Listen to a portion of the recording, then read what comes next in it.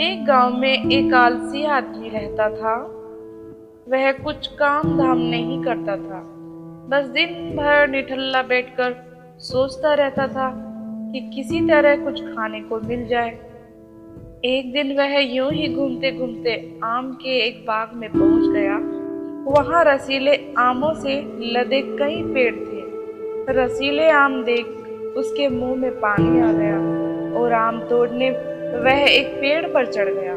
लेकिन जैसे ही वह पेड़ पर चढ़ा, बाग का मालिक आ पहुंचा। बाग के मालिक को देख आलसी आदमी डर गया और जैसे तैसे पेड़ से उतरकर वहां से भाग खड़ा हुआ। भागते भागते वह गांव में बाहर स्थित जंगल में जा पहुंचा।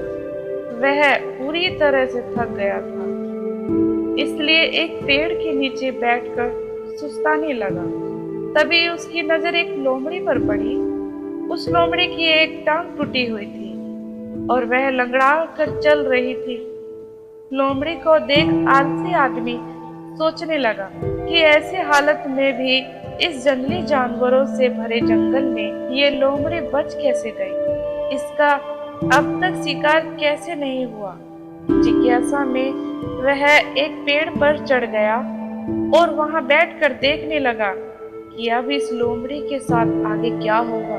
कुछ ही पल बीते थे कि पूरा जंगल शेर की भयंकर दहाड़ से गूंज उठा, जिसे सुनकर सारे जानवर डरकर भागने लगे। लेकिन लोमड़ी अपनी टूटी टांग के साथ भाग नहीं सकती थी।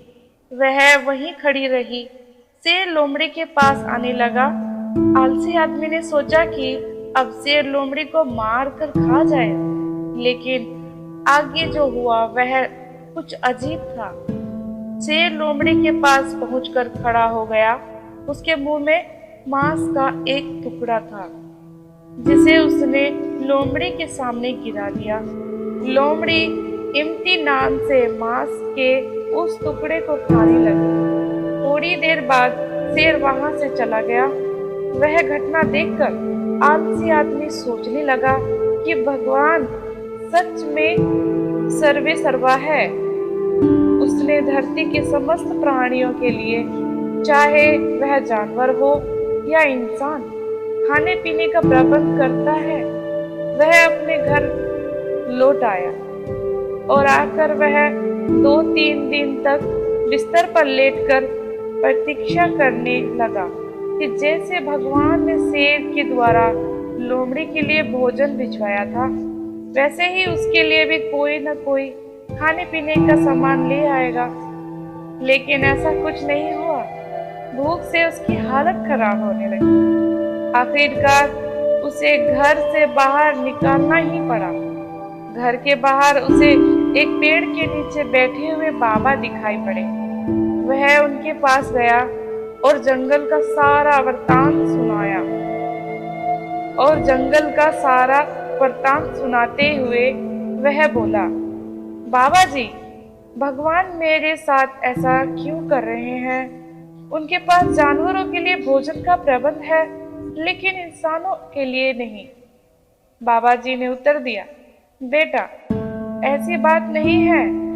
भगवान के पास सारे प्रबंध हैं, दूसरों की तरह तुम्हारे लिए भी।